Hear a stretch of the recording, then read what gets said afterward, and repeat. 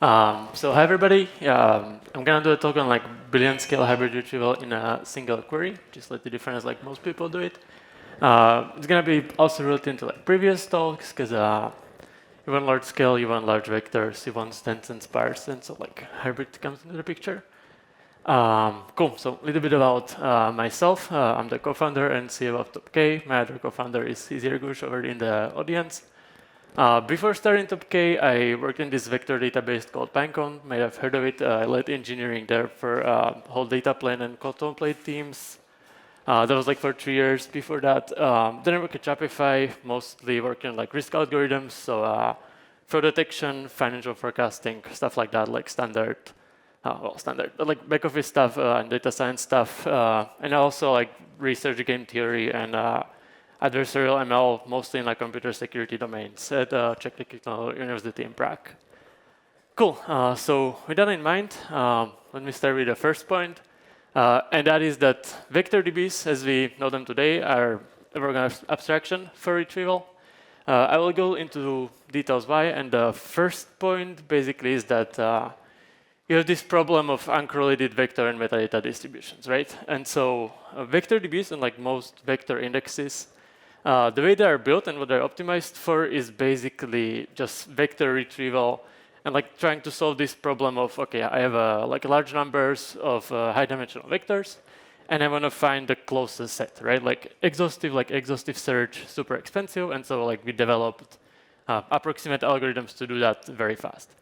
The problem is in production and in like practical use cases, you almost never want to do just single vector or like just vector retrieval. I usually do like vector retrieval with filters, a bunch of conditions. Maybe you want to combine like lexical filtering with that. And this sort of gets you into this problem. Okay, this is sort of like a hybrid, right? Like combining the semantic retrieval with this sort of hard filters, hard preconditions of the data. What happens is that like do this picture on the plane.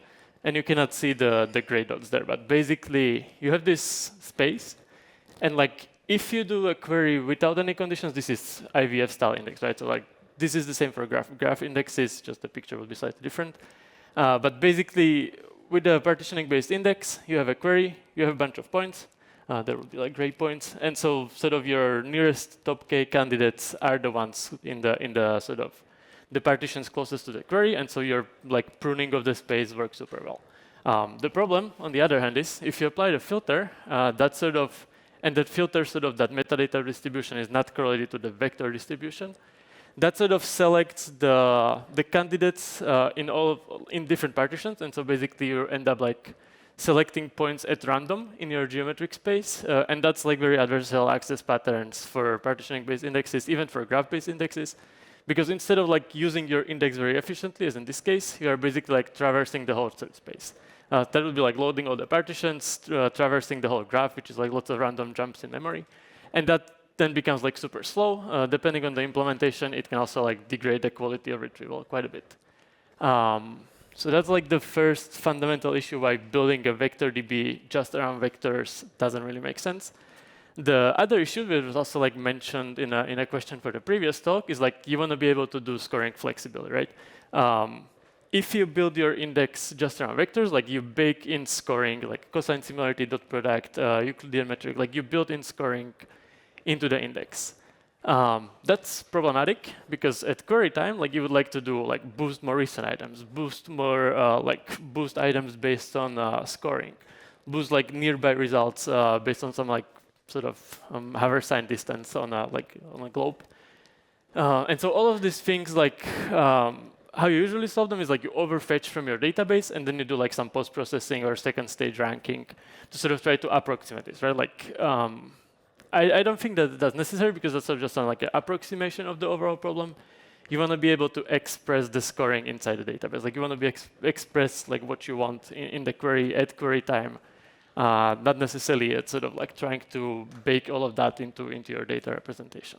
The last part is like writes into vector DBs are expensive just because vector indexes, lots of that research is basically built for static data where you can pre-compute a bunch of stuff. If you try to use that as a database, so like you do writes, you do updates, you do deletes on the fly, What that introduces is distribution shift in your underlying data, and that means like either the vector index, if it's like partitioning based, needs to move partitions, then you have imbalance. If it's graph-based index, you start damaging the graph structure, so you don't need to maintain that over time. In practice, like you end up rebuilding the index periodically, maybe not after every write, but like periodically rebuild the index to sort of maintain recall, maintain the search quality, and not degrade over time. Given that you need to do that, indexing throughput is then negatively impacted, right? Because the rebuild gets more expensive as the data size grows. And so basically you end up doing more and more work as you scale the database. And so, yeah, the last part, this is maybe not specific to like vector DBs, it's just the fact like most vector DBs are built a certain way. You do have coupled compute and storage, right? So like you need to, for durability, like you need to replicate the data, which gets super expensive in cloud providers just because vectors are pretty big and cross-AZ traffic in cloud costs quite a lot of money. And so you basically end up paying a high networking cost for that. It's also very hard to optimize for storage-heavy and query-heavy use cases because you basically need to scale storage and compute together. And so you don't have this decoupling where I can like give you better experience if you just have lots of data and you don't want to query as much, or you have maybe not as much data, but you like have very high QPS. Like we can sort of tailor the solution for both. The other part is coupled write path and read path, and basically what that means is if you do indexing and querying on the same set of nodes, that leads to unpredictable tail latencies in the most part, just because what I mentioned, like the index rebuilds once that starts. That basically loads the CPU of the node, which then sort of introduces tail latencies for queries that like negatively impacts the user experience. So like users don't care that like you are doing indexing, but they want like predictable performance. Similar to the first part, like difficult to scale writes and reads separately, just because like they're literally on the same node. And so, yeah, what we build instead? For the most part, we built a new retrieval engine that's sort of built to do all of these things inside a single database, right? So like we call it our query engine, it's called Reactor. What that allows you to do is sort of combines dense and sparse retrieval, which sort of goes into the previous talk of like, yes, theoretically, dense vectors have limitations for like representing arbitrary relevance matrices. The point of that paper is like if you scale to unreasonably high dimensions, that's not true, right? So like for a certain data size, there is optimal dimension. For very high dimensions, sparse vectors and learned sparse vectors actually solve that problem. So yeah, you can do dense and sparse with different data types natively in the database. We also support multi-vector retrieval, so we can combine text, images, like different modalities in a single query. For more traditional stuff, like we can still do lexical beyond 25 with custom scoring at query time, which means you can combine scores for multiple vectors with beyond 25 and like feed that into single ranking function. And finally, like we can do very efficient filtering, even for like very selective queries, right? So like select 0.1% of data or less. That still preserves result quality basically as if there were no filter. That whole thing is packaged as like a fully managed solution. So we do separate compute and storage. We separate read path and write path to sort of maintain very predictable latencies. And we optimize the storage format that we developed for cloud storage as a primary medium. That basically allows us to scale to 0 with still like keeping your data on a very cheap storage. For that to work really well, like what we chose is sort of like a least common denominator set of dependencies across all clouds. And what that really means is like you have two services that are literally the same in GCP, AWS, Azure, Oracle. Like it's object storage, which is basically like S3, GCS, and then compute, right? And like using S3 as the primary storage medium like gives us a very high durability and like reasonably high availability per query. And then like we use that as our primary durable storage. It's super cheap. Virtually like infinite capacity and read-write throughput until you get like throttled by the cloud provider, but basically like infinite. And recently S3 started supporting conditional writes with like compare and swap semantics, and that's a core primitive that you can then use. It's like a consistent register, right? So like you can use that to build strongly consistent write path and strongly consistent database, which is from like a user point of view, it's very nice when like the data sort of follows a logical history and like you don't see this weird like replication effects where some data might not be there some of the time. Similarly for compute, recently, like cloud providers started providing nodes with like local NVMEs, which is super nice because basically you get gigabytes per second throughput with sub-millisecond I/O latencies locally on the node. You also have high bandwidth networking, which goes with object storage. Right? You can pull the data from object storage very fast. Generally, what we found at ARM much better than x86, especially when you like start writing custom Neon kernels for compute. Like the ARM price to performance ratio just scales much better. Similarly with DDR5 memory, like you get much better memory bandwidth, which is important for large objects. And all of this, like the way we deploy this, maybe not as relevant, but like that's abstracted to K8s, right? So this is like this sort of set of primitives where we can sort of abstract the details, even like the low-level details are still abstracted enough where we can run the same thing on all clouds. So how does the system look like on a high level? As any other serverless system, basically. On the right side, you have log writer, which sort of handles all the writes from the user. We append that to write ahead log, which is on object storage, and that's like at that point at the append time, once we acknowledge your write, we persisted that to object storage, right? So like you get the durability guarantees of object storage 11.9s. Eventually, we consume that log in a compaction service, which sort of the job of that is to produce more read-optimized segments and sort of more like segments that are sort of more friendly to query patterns, like faster to query. And those queries are happening to like an executor service that sort of reads the data from object storage, caches that locally on NVMe in memory, and then we sort of pass it to Reactor, which is the query engine that we wrote. And handle like a distributed execution through router services, which standard like data warehousing would be query coordinators. Yes, so for the details on the write path, as I mentioned, we use object storage and component swap semantics to get basically like linearizability of writes. And like having a linearizable, it's a very hard word to pronounce. But basically, like having a linear semantics on the log then gives you strong consistency on the database. So you basically see a consistent snapshot of database at any point in time. Similarly, no external dependencies for sequencing, so we can just use object storage. We don't have to rely on external Postgres or Foundation DB or like a sort of transactional key value store to provide sequencing. And generally, we achieve 80 megabytes of throughput, which, depending on your document size, is like tens of thousands of documents per second into the write path. And the indexing that can keep up with the writes, right? So it's not just like an ingest and like never see the documents. We can actually index and add that throughput, or higher actually. And for compaction, as I mentioned, like the job is basically to balance like a standard database theory. You want to balance read and write amplification. And that's for the most part the job, right? Like we sort of produce more read-optimized view or sort of compacted view of the vol segments that we can expose for queries. Similarly, like garbage collection, we eventually need to delete the data. And also that goes both for like index files and also for the log files in the write-ahead log. Cool. So to build this, there's like a couple of ways to do this. The two core innovations we had to build basically to make this fast was we had to build our own file format, which we call Bob, just like a bunch of buffers, and then Reactor that I mentioned, which is the query engine. For little motivation for like why Bob and why build your own storage format, the standard way to build like a new database, a serverless database, is to take Parquet, which is the columnar file format from like 2010, I think, like 15 years old, or maybe like even older.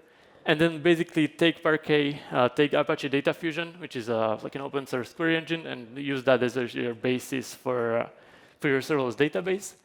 The problem with that is that Parquet was built for spinning disks, right? What that means is basically there's lots of serial dependencies in your I/O, where you start, like this is maybe hard to see, but basically you start reading the footer, which then gives you a pointer to some file metadata. Those file metadata gives you pointers to row groups give you pointers to pages, and so on. Like this makes sense if you think about it like this, the disk is spinning and you're basically just like following the needle and seeking on the disk.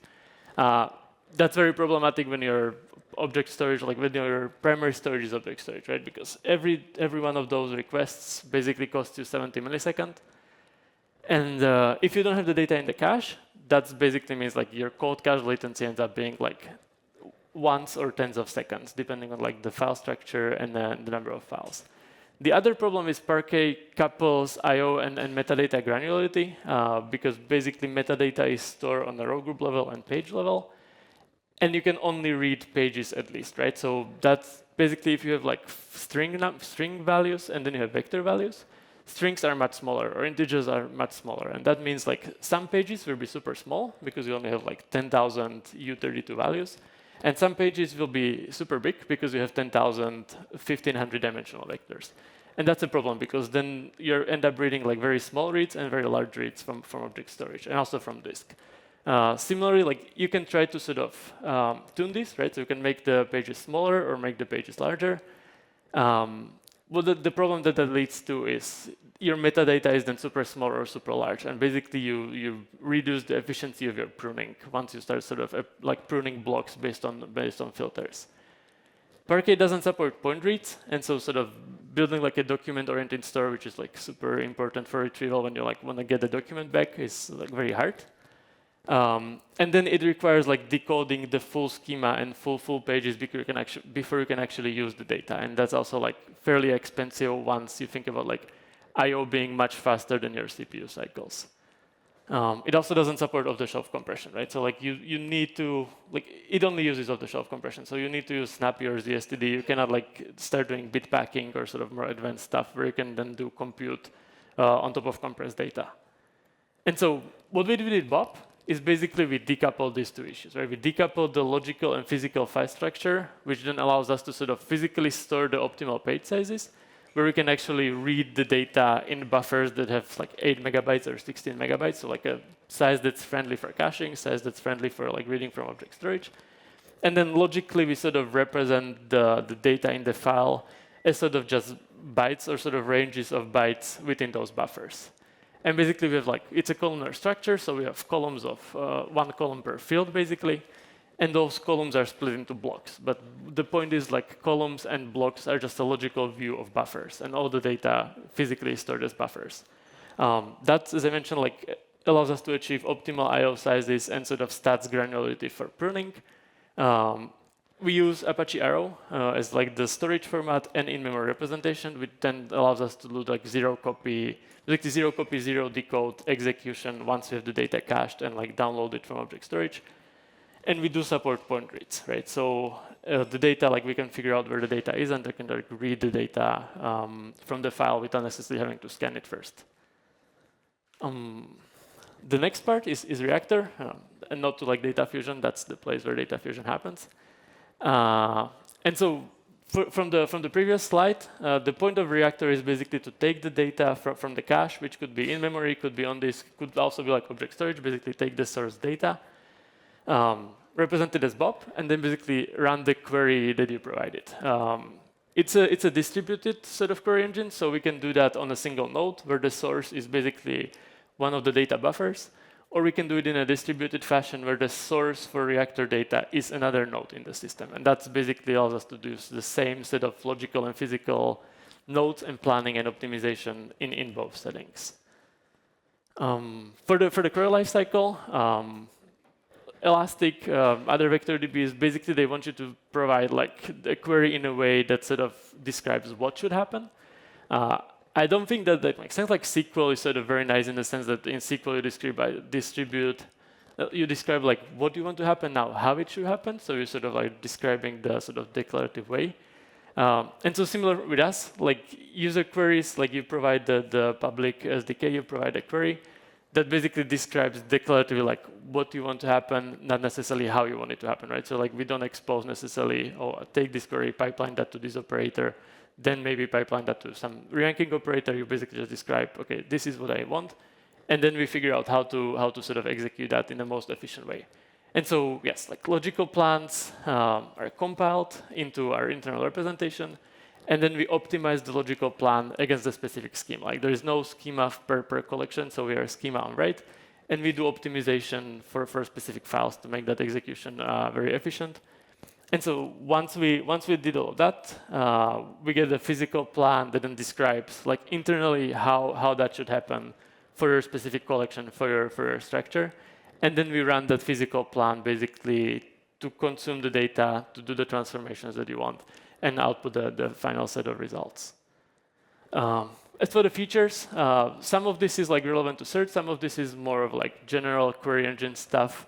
But basically, we can work with dynamic schema, so you don't have to provide the schema up front. We will derive the schema on write.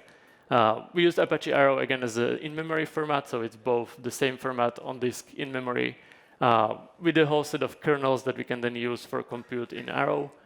We natively support external indexes, so we can sort of, in the Bob file, what we can do is sort of have your vector data, attach like a lexical index, build inverted, basically build posting lists, and then do lexical queries on top of compressed and bit-packed posting lists. We don't necessarily have to decode them, build a side of join, and then sort of do the indexing using joins. Like this would be the case with data fusion. Like a lot of search systems that use data fusion actually need to build one side of join to then like run the indexing that way. Again, standard database stuff like projection pushdown and predicate pushdown, we sort of try to sort of limit the amount of data we have to read from disk or read from other nodes. So we can push down all of the like filters and selections all the way to I/O and basically skip whole sections of the data without necessarily having to like process them. We don't decode, so it's all zero copy. We don't ever decode. We don't ever copy the data during execution. Even for filtering, like it's all zero copy, and that like contributes to the performance of the query engine. And so far, we benchmarked to like hundreds of nodes, and like so the reactor sort of scales over a large number of sources fairly efficiently. Okay, so. Is it actually fast? So we did a bunch of benchmarks. The most basic one is like million documents. All of these are, for dense case, it's 768 dimensions, top K10. For sparse, it's plate V3, so 30K, and 512 non-zero dimensions per document. For 1 million, like that's a trivial case, sort of sub 5 milliseconds on the client. The client is within the same region. The important part, like I would like to highlight in all of this, is that with standard vector DBs, as I mentioned, like filtering, like increases latency or sort of decreases quality. With us, if you filter more, right? So if you only select 1% of your data, the queries actually get faster. Like it's very hard to get faster than 3 milliseconds because like network is 1 millisecond, so not as pronounced here. But basically, in all of the following examples, like our queries get faster the more you filter. Without impacting quality, right? So we like never decrease recall if you filter more. Same for sparse. For 10 million documents, like we can do sub 16 with no filtering, like 10 millisecond P99. Also, like the difference between P50 and P99 is very small. So like the tail latencies with all of the optimizations we did are well managed. For sparse case, similar to like 16 millisecond-ish. And these are not as interesting. For 100 million documents, we can still do around 20 milliseconds filtered, 35 not filtered. Sparse is slightly faster, but basically sub 20 milliseconds. The interesting case is like we can do all of that up to like billions of documents. We benchmark with 1 billion. And basically, even at that scale, your dense retrieval performance is like 60-ish milliseconds with no filtering. So that would be like a standard vector DB. And then it improves the more you filter, right? So like your practical region would be between 1 and 10%. Like that's sort of what I've seen. Like a very large use cases are usually very, very selective filters. And that could be like price, category, all of these attributes that you can express as filters. And then like sort of a very performant retrieval. That's great. What about quality, right? What we did is we sort of benchmark the standard way of doing hybrid versus like the way we want you to do it.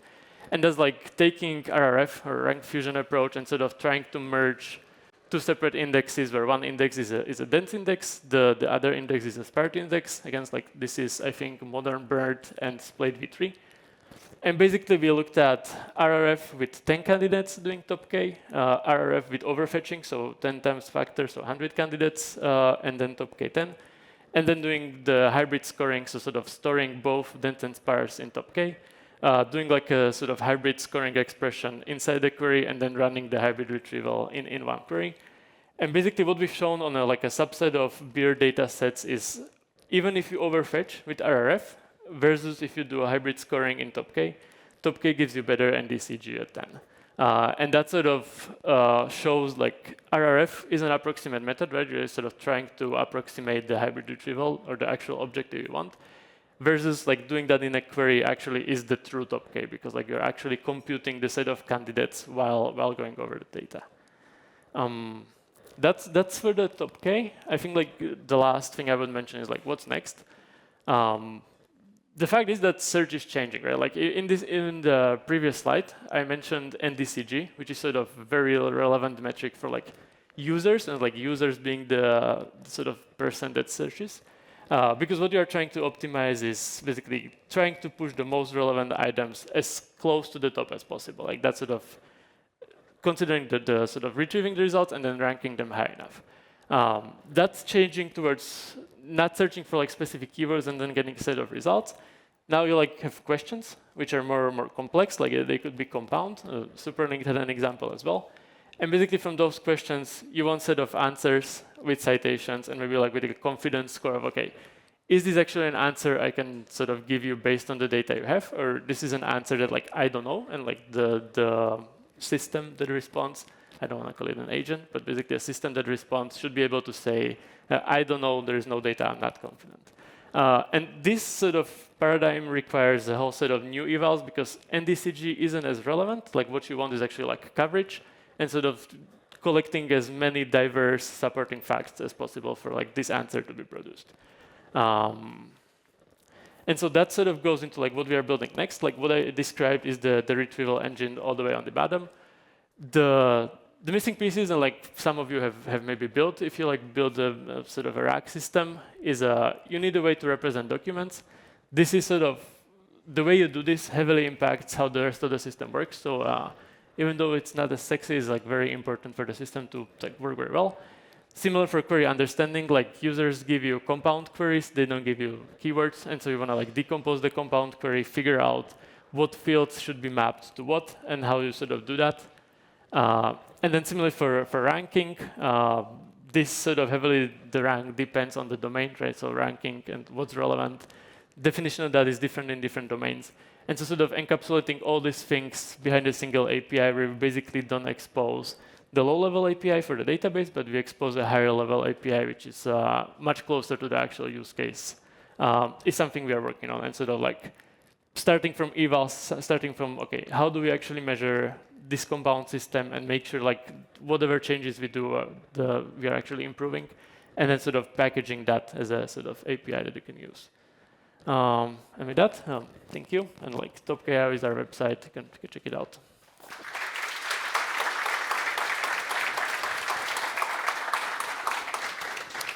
Thank you. Do we have questions in the audience?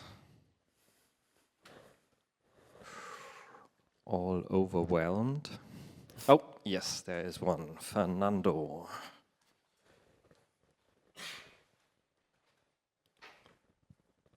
Thanks, very interesting presentation. So I'm wondering, in the 1 billion case, the numbers were very impressive, but can you speak a little bit about the hardware requirements and then how they scale?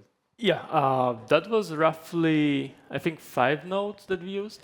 For all the benchmarks that I shown, is sort of, there's 2 ways of doing benchmarks. So like every database company wants the benchmarks to look super good.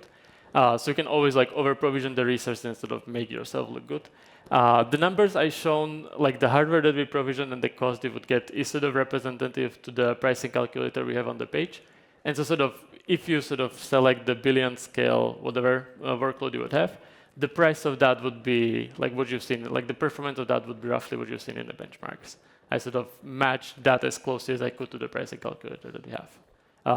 In that case, like I think the cost of that is roughly $4,000 a month, give or take. We have one question from the online audience. How does the garbage collection work with the compactor component and the segments it's operating on? How are you marking and identifying the data for deletion in the write-ahead log? Yeah. So write-ahead log, as I mentioned, like linearizable semantics. So basically, every log segment has a unique ID which is monotonically increasing, and that basically gives us a history, right? Like we know, like once we processed segment 10 and we sort of created, like compacted that and created a snapshot, it's safe to delete the segment 10 because the data is already present in the sort of compacted state. In terms of how the compaction works, like the database itself is a standard like LSM engine. So we basically like build an LSM tree of all of your data. And then the compaction sort of tries to maintain sorted ranges based on ID. That's roughly how it works. In terms of garbage collection, we maintain manifests, right? So we know at every point in time, like once we process the log entries, we create a snapshot of the data. And so that sort of like creates a consistent view of the data at that point in time. And basically every time we create a new snapshot, we can figure out what files are not relevant anymore and then delete them from object storage. There's like details around how you do that safely, because basically you always need to guarantee that there could be data that's being created, right? So you don't want to just like naively list object storage and delete the data. And so you need to be careful about how do you version the data, how do you sort of create the naming scheme so that you can like basically build like a TLA style model and reason about the safety guarantees of the system. That's like basically what we do. We sort of build fuzzers, build like theoretical models of the system, and then make sure that like the code that we wrote actually conforms to the model.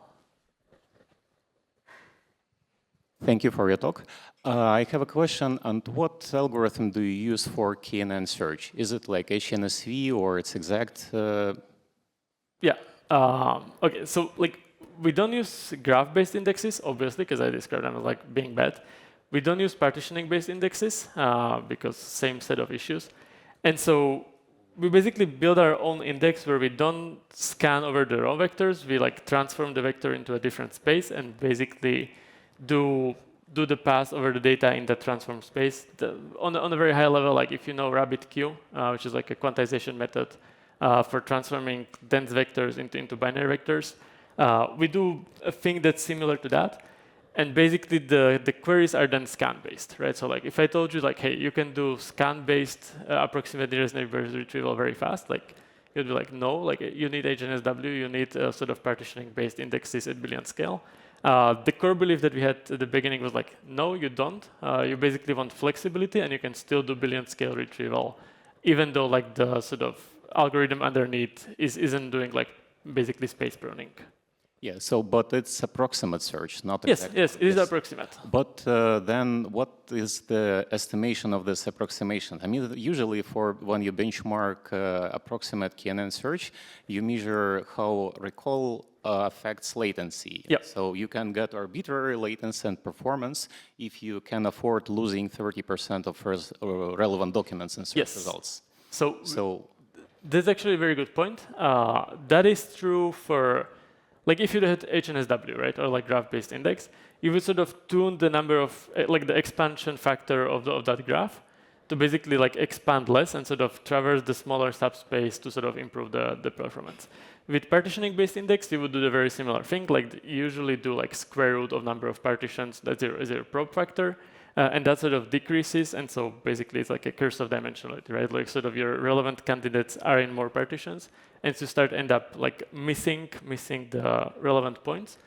The difference with us is that we don't prune the search space. Like we literally go over all the candidates. It's like quantized, right? But the quantization is the same whether you have 1 million documents. The quantization is the same whether you have like billion documents. And we always go track all of them based on the filter you provided. And so if you provide no filter, we literally like go over a billion documents in 50 milliseconds. If you provide filter, like we first filter and then sort of go over the subset and basically compute the score for the subset of candidates that are like selected based on the filter. The point is the recall of that is the same, right? So generally for like models that are learned and have like a meaningful sort of latent representation, the recall you would get is like 98% plus in like 1 million and billion scale. Thank you.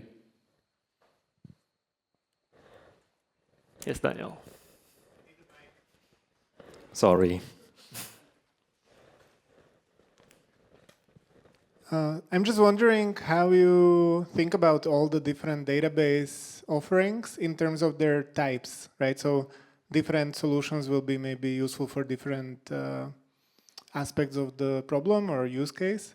Yep. So what is like the killer use cases for specifically this strategy where you, let's say, do full scans, you maybe have to spend compute on doing those for each query. Yep. And yeah, how do you see it? Generally, like in terms of killer use cases, like obviously like vector retrieval is a subset of this. So I would say if you want to do vector retrieval and write a lot and filter a lot, all of these like aspects are like better represented in top K. The fact that you can combine like multiple different vectors, similar to like representing basically the same object with multiple vectors and sparse vectors and sort of lexical features, and then combine all of these things in a single query.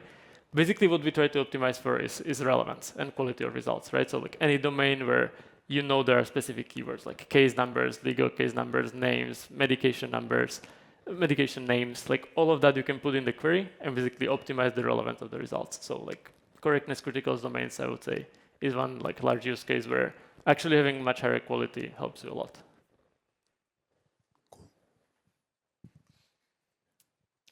Hi, and my question is approximately in the same space. And how does your solution compares to other vector databases that supports various algorithms like Vespa or VB8? The vector retrieval is a subset. The biggest difference is if you like want to filter, which in practice you almost always do, you will get better performance. You will get basically the quality of results doesn't change depending on how much you filter. And then this is like maybe less important, but basically at scale, it's much cheaper and it's much faster, right? So like compared to Vespa, compared to Qdrant, compared to Elastic, like the cost of our solution is roughly 1/10 of what our solution would be if you sort of did a standard vector DB. Because of the S3. Because of the S3, because of the architecture, because of the way we designed the system. It's sort of like a misconception that, oh, like we put all the data on S3 and then like the system is magically cheaper. That's not necessarily true because you can put all the data on S3 and then build a very inefficient query engine, which basically requires you to over-provision the query path a lot. So it's like a combination of decoupling them and then making the sort of the software stack very efficient, which in our case really means going from bottom up, like writing custom kernels, writing sort of custom functions to sort of do the scan very efficiently. I actually do have a blog post on the website, like how we do the binary scanning at like 350 gigabytes per second. And so basically doing stuff like that to make the whole solution very fast. And do you have some benchmarks comparing with Vespa in terms of costs and speed? We don't have benchmarks in terms of, like, we have benchmarks on performance. You can check that on the website. And then we have pricing calculator where you can sort of figure out the workload you want and get a price estimate for that. I just checked the site and I didn't find this benchmark, so there should be something in the docs, I believe, or I can come to you later on, right? Oh, actually, like, if you... Or did I miss something? It's right here. Like, this is sort of the benchmarks that I mentioned. I'll say, like, the right part, right? So, like, it takes us, like, roughly, where is billion scale? It's 10 million. So it takes us roughly like 17 hours to index the whole billion documents. That compares with Vespa, right? That's just like for us. We can do like case studies comparisons with like different DBs. We might do at some point, but basically what we wanted to showcase is this is our performance matching the price you get in the pricing calculator. Okay, thanks. Yep. One question online. Do you have, again, some benchmarks in terms of GPU versus CPU types of instances? What is better for top K? We don't use GPUs right now, just because, as I mentioned, like DDR5 and ARM give us the performance that we need at much lower cost. Like there is a case for GPUs. Basically, the biggest benefit is memory bandwidth. Like you don't necessarily get better compute because there is like fixed overhead for kernel dispatch, and you basically need to like tell the GPU what to do. And so that sort of has overhead if you want to do low latency search, but you get much higher memory bandwidth, which is sort of beneficial in some cases. Any more questions? Oh, yes, one more.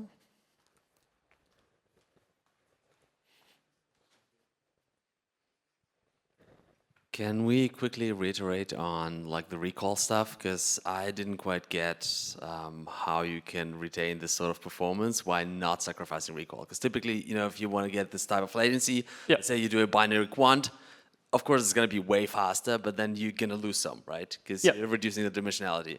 If you were to go in and then like, let's say do a second pass, re-rank, whatever, that naturally will like 10x in latency, right? So what are the magics that you're doing?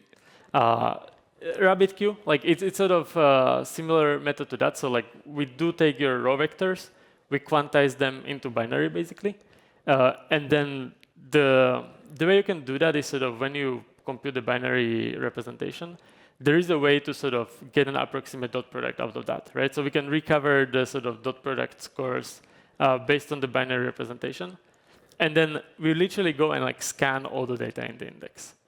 And that's sort of whatever the error of the binary approximation is, which like won't get you 98%, right? So you sort of have the first stage retrieval, which sort of goes over the billion documents and internally generates a set of candidates. And then we internally sort of re-rank the data to sort of give you the top 10, top 100 that you asked for. And that re-ranking sort of doesn't necessarily have to happen from memory, so we can actually like do this in a way where some data lives in memory, some data lives on disk, which then gives us the price to performance. But the point is like it's the same algorithm at million scale, at billion scale with the same parameters, right? So like the recall you get is the same in both cases. Okay, so let's thank Marek again.